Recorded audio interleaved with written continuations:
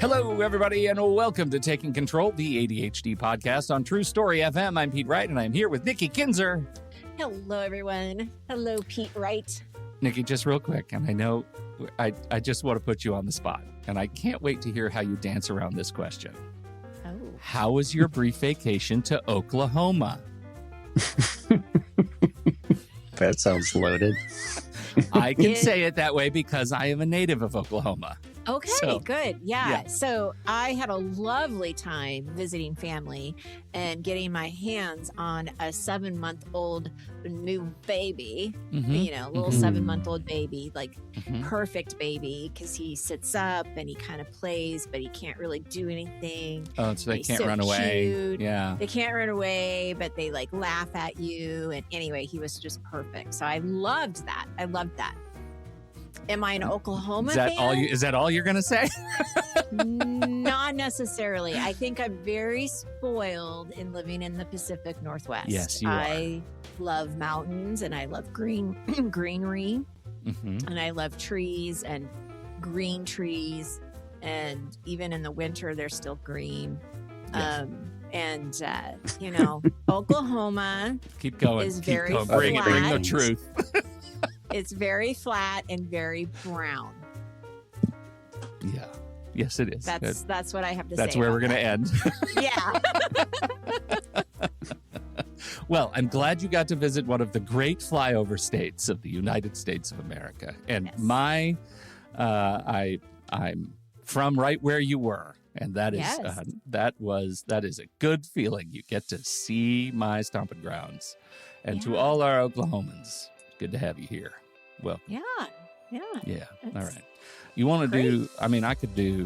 we could do the rest of the show like this. You want to do that? Well, we do that. No. We're gonna bring a little bit of Okie out of Pete. Oh dear. Before we get into the show proper, take control, ADHD.com. That's your home base. Listen to the show, subscribe to the weekly newsletter, and find us on social at Take Control ADHD pretty much everywhere you want to go. Everywhere you want to go. If you want to go deeper, join us in the ADHD Discord community. TakeControlADHD.com/Discord gets you right in. And if this show has ever helped you see your relationship with ADHD in a new way, we would love your support on Patreon. A few dollars a month helps us keep growing. Patreon.com/The ADHD Podcast. Are you just loving this new Pete? I'm feeling my roots. It's all You're about doing the roots. good.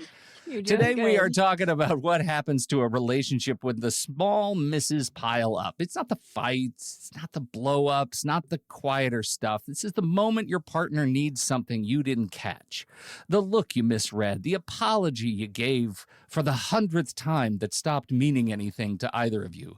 Over years, that stuff doesn't just fade, it hardens. And for those of us with ADHD, it hardens faster because we arrived in these relationships already carrying a lifetime of being told we're too much, we're not enough. Well, Dr. Dodge Ray is back with us today. If you have heard him on the show before, you know he has a gift for naming things we feel but can't quite put into words. Today, we're exploring the relational toll of ADHD over time, the shame, the survival strategies, what it looks like when we finally start to see the patterns clearly. Dr. Dodge, welcome back. Well, thank you, Pete. Great to be here. Thank you, Nikki. Now, I know that we told you about this topic that we wanted to talk about, and you've been sweating it. I happen to know this firsthand, that you were sweating. What am I going to talk about on this show? Like you picked like the hugest topic of them all. And it's the one that ends up being the most urgent. As much as, anybody with one of these beautiful brains is thinking, how do I get more done? Yeah. Really, it's how am I going to get my relationship to work that feels most urgent when it's not working?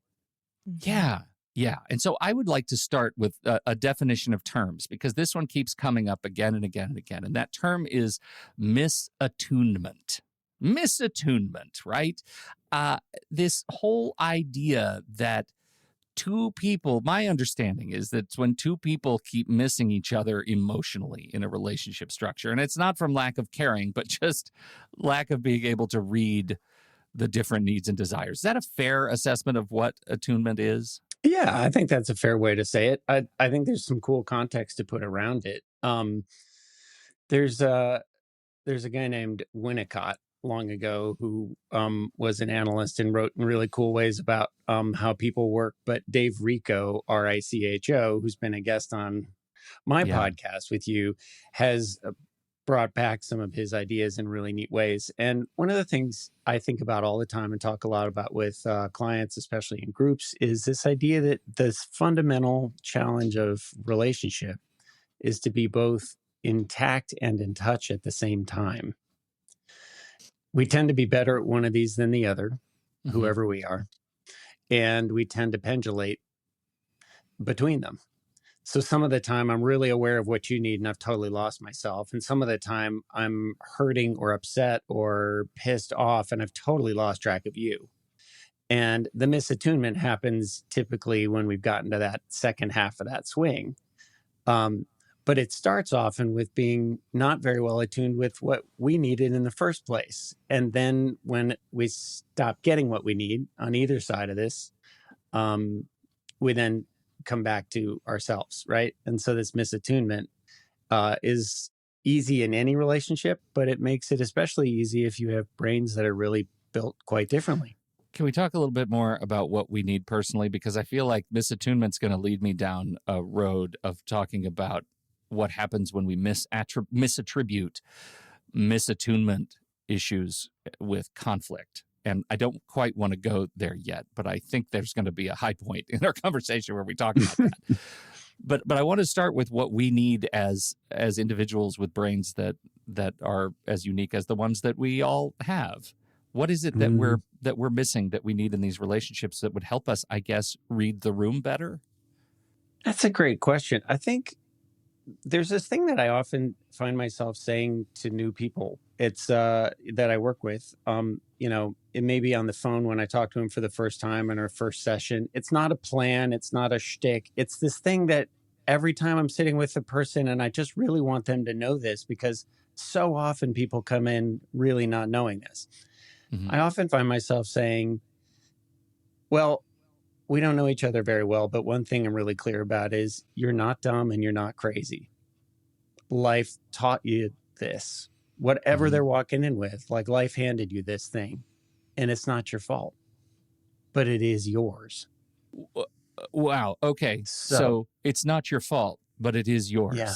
Could be it's not your fault mantra. And it's not your fate, but it is yours. Yeah. Right. And you could say that to either person.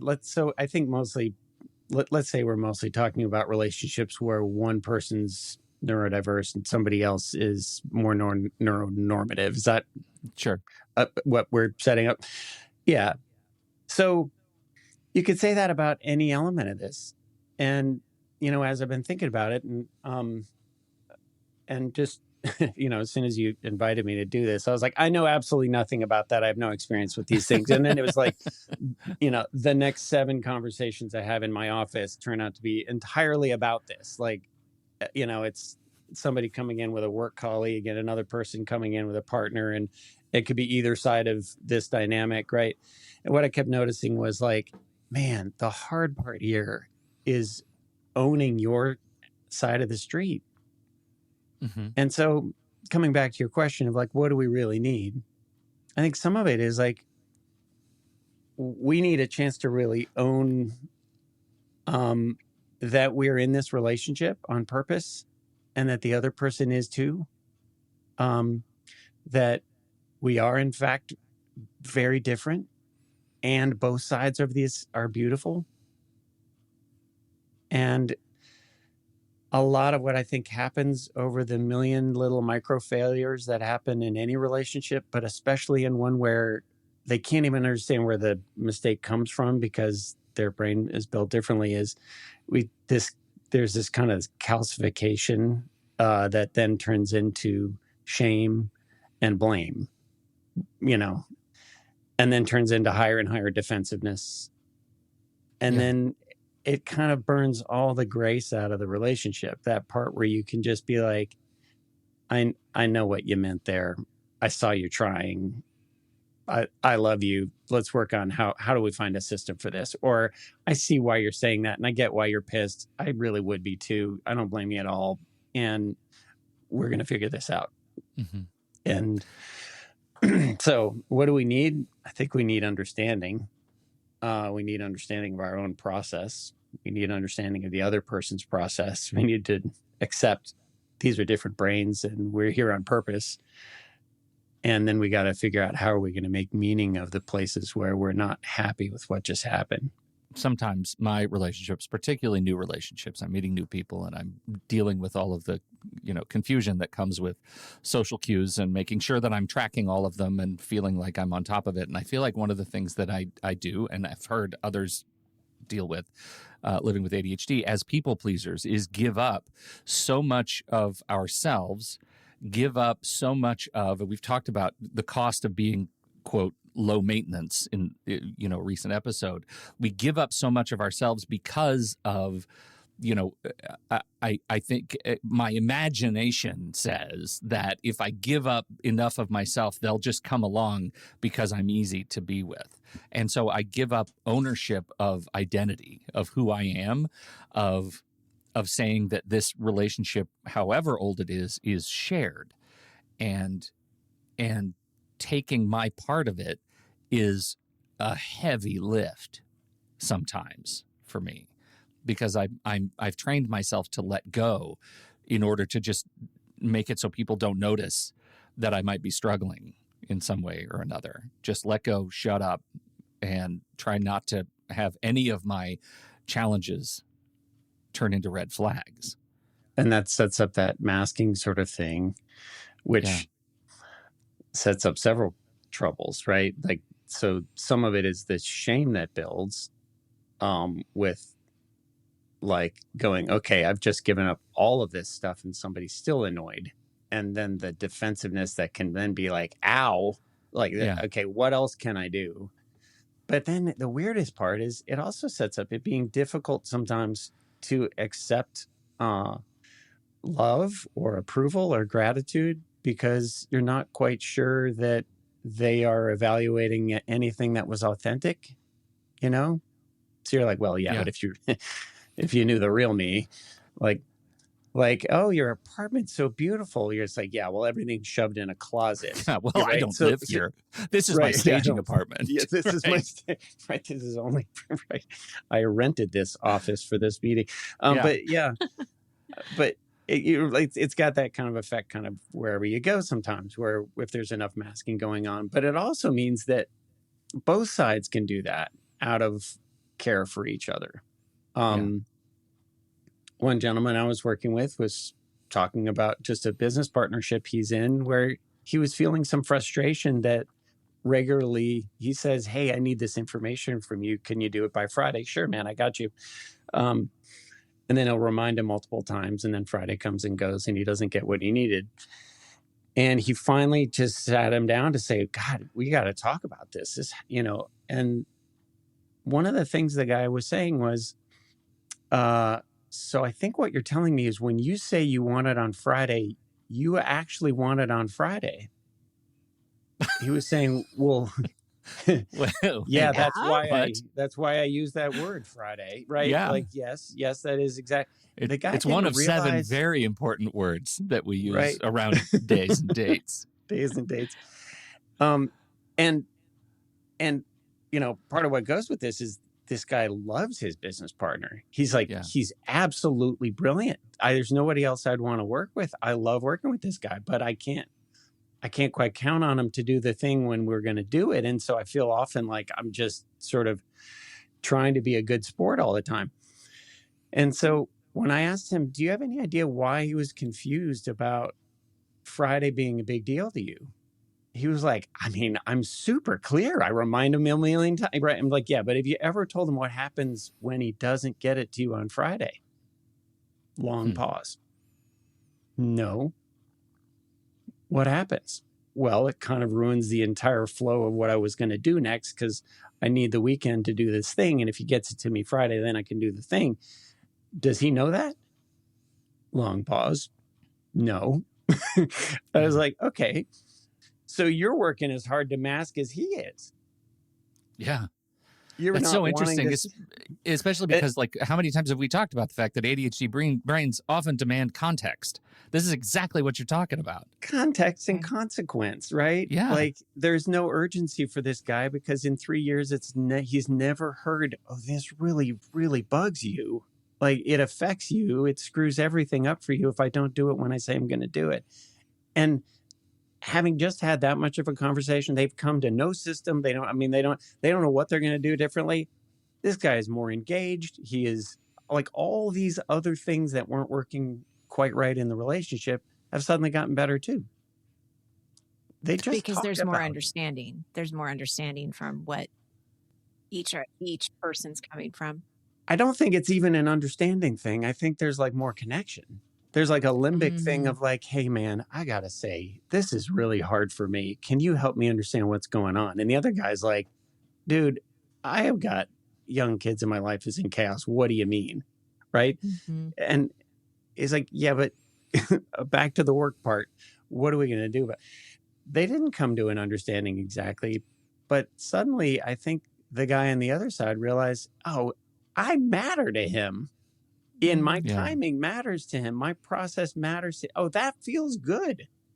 Right. It feels terrible that I've been bugging him and I didn't know it, but it also feels good that when I do it, when I say I'm going to do it, it feels really good to that guy. And I care about this guy. They clearly care a lot about each other. They're both brilliant at what they do, but they hadn't really been talking about, hey, there's a thing. We got to figure it out.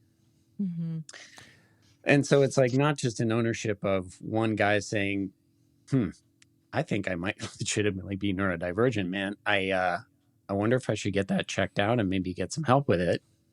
That would be really helpful. I really think that would help them a lot. But also the other guy saying, I'm not sure what exactly is happening on your end. I'm not a psychiatrist, but also I can tell you when you don't get things to me on Friday, it's really hard for me. Can I tell you why? Yeah. Don't have to lead with blame, but you do have to tell them. Well, but probably because we're already coming into an engagement with shame, right? We're just like I'm just sort of putting myself in that situation, and it's like preloaded with shame, and probably shame and ostriching from not getting it done on Friday, not being able to have the wherewithal to get it done on Friday, and that gets back to, I think your description of the healthier conversation undercuts the what I wanted to talk about with conflict, which is what you just described was had a potential for a stronger conflict in this business, right? When we talk about the relational toll of ADHD, that's it. And this, what it ends up being is not a fight. It's not necessarily a conflict. It's a misconnection. And applying that sort of limbic level of understanding actually leads you to unveil that everybody in the system has the same ends in mind. They have the same goal, and they just might not understand their part of it and what they owe each other as colleagues, even if not friends. Yes, I think that, I mean, if the end goal is like feeling good and functioning well together, then I think everybody shares that for sure. And I mean, there's that the shame pops up so fast, right? And so some of what has to happen on the ADHD side is owning the shame and knowing for just a minute, wait a minute, if I could put down this whole idea that I'm a terrible person because some things are hard for me and recognize, wait, everyone has things that are hard for them. And it's okay that it's annoying sometimes. It's annoying for me when my brain isn't doing what I want it to do. That's okay too. We can just talk about this and be like, hey, I get that that's really frustrating for you because I said I was going to do a thing and I actually really tried. And here's what happened instead. Then can we start to have a conversation where we don't go straight into blame? And it's more of like you and I talking about, here are symptoms that are, weren't managed in a way that worked this time. Or if it's way earlier in the conversation, often it's somebody's having symptoms and they have absolutely no idea that their brain's built differently. they don't have any idea that they're affecting somebody in a way that isn't working. And so then they're having a really hard time talking about it. But either way, there's ownership things. Yeah. One of the things you taught us a while ago is is a framework around shame that is one I'd like to hear again / more about, which is that shame isn't necessarily evidence of brokenness. Shame is not evidence of brokenness. It's loyalty to old lessons that no longer serve us. Does that ring a bell as something you would have said? Yeah, that does sound like something I would have said. Appreciate you bringing that back to me. That sounds really good, in fact. It's like, one of my favorite things about having repeat guests on the show is doing those kinds of little drops. Yeah, right. Say that again. Sounds it was good. Loyalty to old. What was it? Loyalty to old. What is it? He says. This delights me. Dodge is an old friend. This makes me very happy. Shame isn't evidence of brokenness. It's loyalty to old lessons that no longer serve. Yeah. I mean, it's one of those things that we've talked so much about recently, just that shame is an engine beneath behavior that leads us to over-apologize and take a lot of responsibility for failure because we're accustomed to doing it, because we spent our whole lives being the brunt of failure. And that's where it runs headlong into this framework of letting go of shame, because it's not evidence that we're broken. It's evidence that we are still loyal to old lessons that, probably didn't do us any good in the first place. Well, and it's still believing the story too, that something's wrong with you. Like something must be wrong with me. And it's holding on to that because I have ADHD, I am broken. I don't belong. I'm less than. And you're repeating that over and over again. There's another piece of it, though, that's also really important, which is this is like a tricky topic in the ADHD world. You guys have wrestled with this before, but it's this topic of like ADHD legitimately in very limited contexts can feel like a disability, and in other contexts can feel like a superpower. And it feels like, well, which one is it? And it's like, well, it can be both. And relationships span quite a lot of breadth. You're going to see them both, right? So both parties, if they're going to start owning stuff, have to not just be owning, yep, there may be some ADHD happening in this relationship. And yes, it's affecting some of the things we agree about, or the things that do and don't happen, and blah, blah, blah, blah, blah. But then you also have to own the other side of it. So like one couple I was talking with recently, she was saying he knows that it's there, and I'm mad at him because he's not owning it enough to do something about it. Okay, great. That's one topic. And now guess what? He's doing something about it.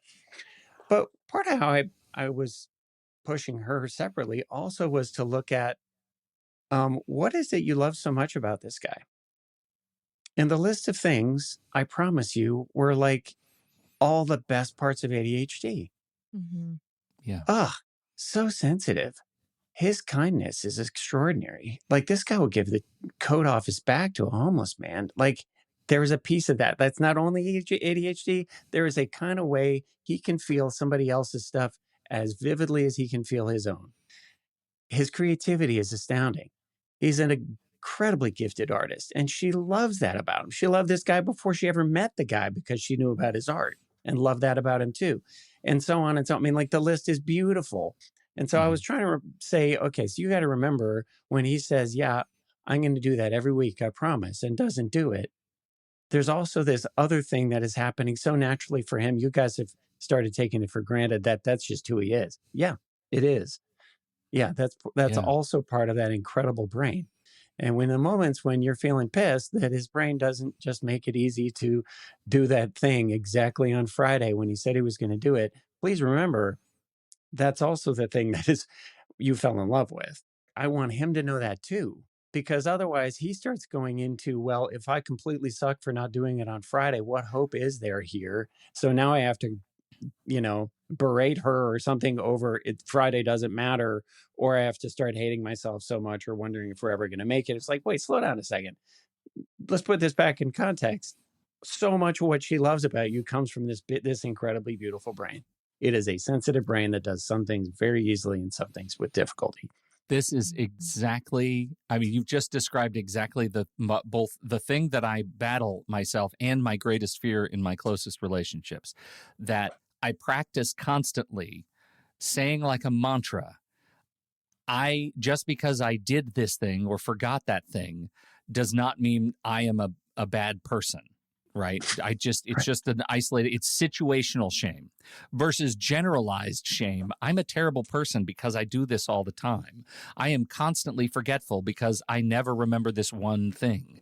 And what you just connected for me is that the people I'm in relationships with, I deeply want them not to have to think about that too, that Pete is situationally forgetful versus Pete's not someone I want to work with because he's constantly forgetting, or Pete's not someone I want to live with because he never does the dishes. Like, I low-key carry that in the back of my mind, and it drives so much, I think, shame-motivated behavior, even when it's not real, even when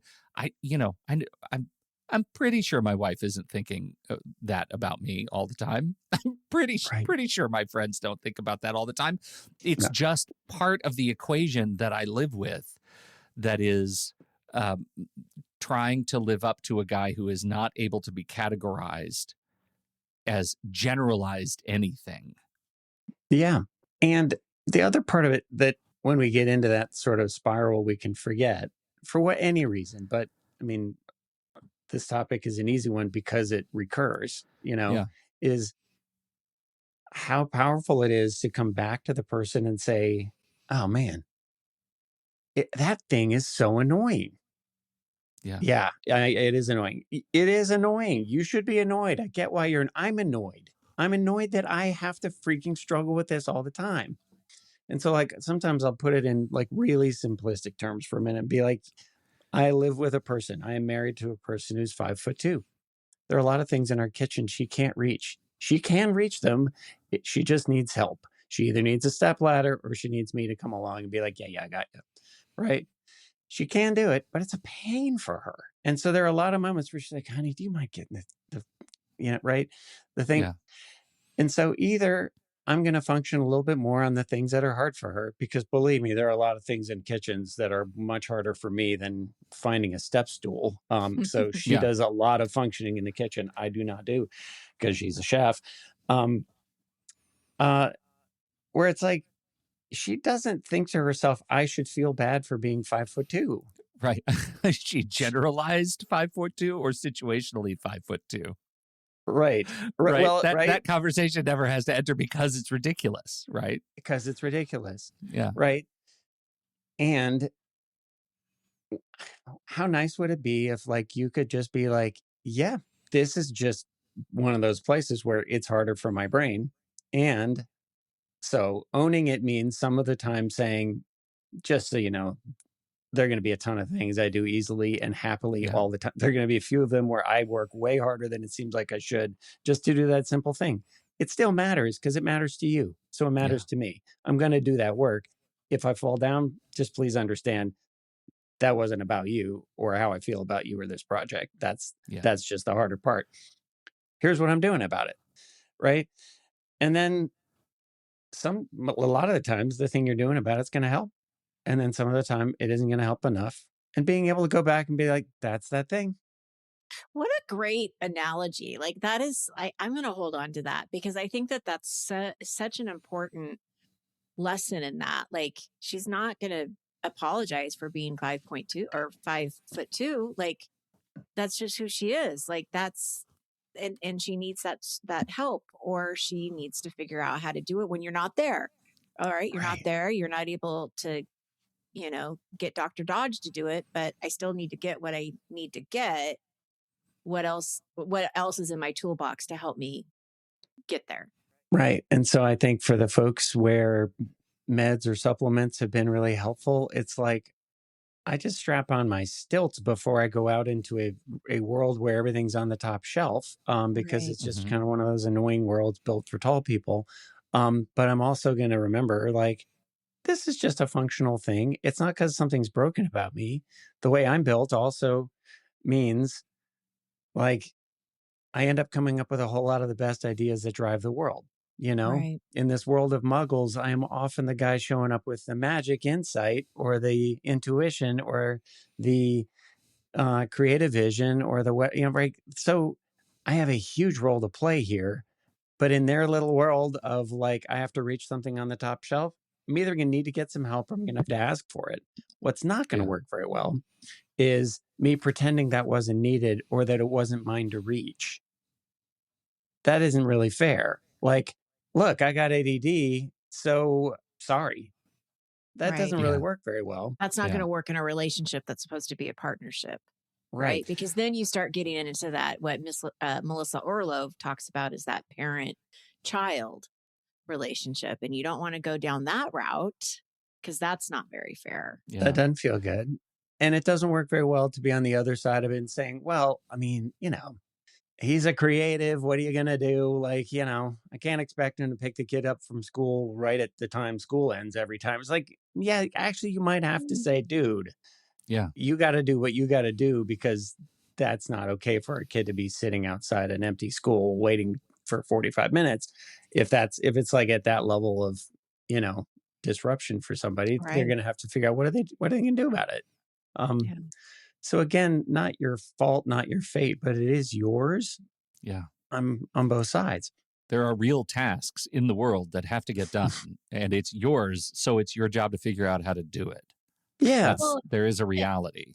And I think there's also a compassion factor that the person that doesn't have ADHD needs to have as well, is that this is hard. And so you don't want to necessarily just assume or try to force them to be something they're not, right? So like I think about my own situation and I can't assume that my husband's going to know what project I would like him to finish out of the unfinished projects in our house, right? Without having some kind of like conversation with me about it. So I can't just get mad at him for saying, okay, you didn't finish painting the bathroom. Like, this is annoying. And then, you need to finish this bathroom or you need to organize the garage when he walks out in the garage and he's so overwhelmed, or whatever it is. Like, there's got to be some understanding of ADHD when you're not the ADHD person, right? Like, you got to understand that you asking him to do this is not enough. We have to help and not as a parent-child, but as a partner. Let's tackle this together. Like, let's see what we need to do. I would really like you to focus on this and get this done. What can I do to help? Like, that level of understanding has to be there too, because they don't think the same way that you do. And it's not as easy. But it's interesting. It makes me think about like your relationship with your husband is rooted in a very deep and long love for each other, right? And that partnership has a lot of emotional credit in the bank, right? So the line for like calcification of frustration between the two it's very long. It takes a long time for you to get frustrated with his unawareness. But I think about other relationships, not that I realize what that came out to sound like. I love you, Brad. You're not unaware of anything. You're a very astute person and very talented. And also, bone structure is amazing. You're very handsome, snappy dresser. Very handsome. Works. Seriously, you're a catch. Okay. But those other behaviors, right? The people pleasing and fawning, the emotional withdrawal and versus, and going quiet and the preemptive self-deprecation. I'm the worst, but right. The hyper independence that comes the other way. Like, I'm just going to do everything myself because then everybody will be happy with me and nobody will ever have to ask. That lasts about 3 minutes. Yeah. We've already mentioned the parent-child dynamic. It feels like depending on the class of relationship, the race to calcification and frustration between you two could be shorter, very short. When I don't have a bank account built up of credit with new people that I'm working on and I'm working with or new relationships, new friendships, whatever, new brunch buddies. I don't know what relationships are. So I feel like calcify is our key word here, right? That these stop all all of the things that we do in a relationship stop being choices and become sort of our underlying operating system of figuring out how to make sure that we are open and honest with every relationship, that we are well attuned with the relationships that are important to us, that we know the relationships that are important to us, that we remember them, and that we don't find ourselves over functioning or under functioning either way. And that seems like everything I've described seems very, very real. It is also mine. It is not my fault. And when I say it all out loud, it seems impossible. Like, why do I have friends in the first place? They're too hard. Why do I work with people in the first place? It's too hard, right? There is a little bit of a sense of desperation that I feel welling up when I think about it. And I immediately think about a text that I haven't returned from a friend that I owe a text. And it's so easy for that to creep back in, you know? Coach Nikki's going to come on here real quick. Do it. Because what I'm noticing, and Dr. Dodge, you can, agree or disagree. I'm okay with either way. Mm-hmm. You go. Please. But I'm hearing a lot of all or nothing from Pete in those statements. Like it's either going to be I'm a great friend and partner all around, or I should never have any relationships, right? Yeah. There isn't anything that is in between. And I think that that's part of the awareness that needs to happen is when I'm speaking this, where am I coming from? And you don't notice it necessarily until it's repeated back to you of how that comes across, because you're a good partner. You've been married for a long time. If you weren't a good partner, you wouldn't be married for as long as you have been. Oh, she has another family. Well, yeah, that's probably true. But I also think that what you're saying is that you've got to have the right people around you. Like, not everybody is meant to be friends with Pete Wright. Not everybody is meant to work with Pete or Nikki or Dr. Dodge or to be our partners, right? Like, we have to choose and be with the right people. And I remember when I started learning about ADHD, there was a documentary on PBS, and I remember it was so profound because he's like, you've got to find the right partner and you got to be in the right job. Yeah. Because those are the things that are going to help you succeed in your ADHD. So anyway, that's I'm going to take the hat off now and I'm going to give it back to our therapist, Dr. Dodge. Yeah. Well, I mean, and it's the all or nothing thing that sets up the shame so fast. Like if I can't do this perfectly, if I'm going to keep making mistakes somewhere, well, I'm completely useless to this person I care about and therefore useless in the world. I mean, how many other people think I'm useless, just like she obviously thinks I am? And then like before you know, you've spiraled into like I'm nothing. And the only way out of this is to fight like hell on that one silly point instead of conceding, yeah, that's got to be annoying. That's okay. I really get that is annoying. No worries. Yeah, I completely get you. Absolute apology. That's on me. I'm going to have to figure out why that happened, or, oh, I know exactly why that happened. Here's what happened. I just didn't use my system, or I didn't, whatever. Like, you got to talk it through from there. And that is not about your value. It's like, when that's Sophia interesting because can't shame makes it about your value. Right? That's exactly right. That's the lizard brain. It makes it about your value. That's what turns it into generalized, shame. Yeah. Right.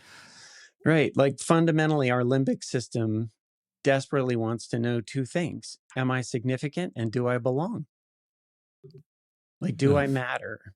Really is the thing. And for mammals, that is fundamentally essential, right? That because lizards can fight for themselves almost as soon as they've hatched from an egg. And for mammals, we take a very long time where we need to belong somewhere or we're going to die. And so shame ends up being really this desperate fear that I don't really belong to the group that keeps me safe and fulfilled. So that is like a chunk of work. That's one of the pieces the neurodivergent side gets to own is like, that is an old thing there. And I don't have to live with that at, a 9 or a 10 my whole life. I can just work on that. Just as we get toward wrapping up here, I'm curious what the work looks like. Like, what are we expecting of ourselves to be able to rewire these old patterns around shame in the context of healthy relationship? I think a big part of like the antidote to shame is authenticity. It's sort of meeting our experience first where it is. In this case, if you're talking about the gray sequence, it's really like, okay, for a minute, what is going on right now? I'm spinning a whole lot of thoughts driven by feelings, but yeah, what does that feel like in my body? And can I find that for just a minute and actually bring some care to it, like some love to that part of me? It's astoundingly powerful. It shifts your brain in all kinds of really neat ways and turns on your vagus nerve that really calms your whole system down. But at some level, like shame is most fundamentally fear. And we got to figure out that fear piece. I'm thinking a little bit about Gabor Mate. Do you guys know this Canadian physician? Yep. Sure. One of the things he talks about is this idea that as we're growing up, we have these two primary needs. The first is for attachment because our survival depends on it. That's what helps us survive. And the second is for authenticity. That's what helps us thrive. And the problem is that very often in the world, our experience is I have to sacrifice my authenticity in order to maintain the attachment. Like I have to be whoever my parents need me to be, or I'm not going to get fed and clothed and accepted. Even if that's not true. Yeah, right. It feels like that, right? It just feels like I can't be somebody who has anger. I can't be somebody who speaks my mind. I can't be gay. And I can't be somebody who has a really differently built brain. Yeah. Because over and over again, the attachment to teachers and to peers and to classrooms and to institutions feels like it's threatened, right? And so then we go into that masking thing, and there's the shame. It's like, I'm not acceptable as me, as opposed to, no, I am absolutely acceptable as me. But like everybody else, I got some work to do. And for everybody, that work is hard. Mm-hmm. It's just for more everybody, visible. that work is hard. Yeah. Right. Yeah. Like one gent I know and adore is a guy who's got Tourette syndrome. And he's like, the thing for me is all of my difference is absolutely visible and audible to everybody everywhere I go. But I used to think I'm the only one who's got hard things, and then I'm the only one who's vulnerable. And it's just not true. I'm just the only one in the room most of the time who's doing it out loud. Yeah. And that turned into an amazing gift for him. But it's a little bit like for ADHD, where it's just a little more obvious because there are little deadlines and little tasks and little somethings that don't work as well. I promise everybody else in the room has got something about them where they're like, oh man, if you could see that, you'd never like me. You'd never accept me this way. If they haven't been working on that, they too carry their own little slice of shame. It just doesn't come up at every little deadline quite this way. Yeah. Well, Dodge, this is lovely and hard, and I think complicated for all of us, but you said a few things in here that are going to stick with me, and that last one is it's hard for everybody. That's going to be an important little mantra because, we're on a spectrum. Even those trending toward neuronormative have really hard things that they deal with too. They're just different things. They look different, and it's not their fault, but it is theirs. That's really lovely. Some of them very simple everyday things, like just owning, hey, I have a need. Can I tell you what it is? Would you be willing to commit to this thing, knowing it? I know I'm asking a hard thing of you. That is a hard thing to do as the normative person, is to say, I need you to be there on time for this one. This is a big deal. Yeah. Beautiful. Are you up to anything? Do you have anything to plug? Do you want to just send people to the website, sign up for a phantom mailing list? What would you like to do? Yeah, not plugging much right now. It's been a year. I'm just dealing with a whole lot of grief and just slowing way down on workshops and teachings and all of those things to just kind of stay close to myself for a little while. But You know, as that emerges again, I'm sure a little later in the year, I'll be back at it with the gray sequence. Good. Can't wait to hear more. Thank you so much for hanging out, buddy. It's always great to have you around. Love you guys. It's always a pleasure to be with you. And thank you all for downloading and listening to this show. Thank you for your time and your attention. Don't forget, if you have something to contribute to the conversation, we're heading over to the Show Talk channel in the Discord server, and you can join us right there by becoming a supporting member at the deluxe level or better. Patreon.com/the ADHD podcast. On behalf of Nikki Kinzer and Dr. Dodge, I'm Pete Wright, and we'll see you right back here next week on Taking Control, the ADHD podcast.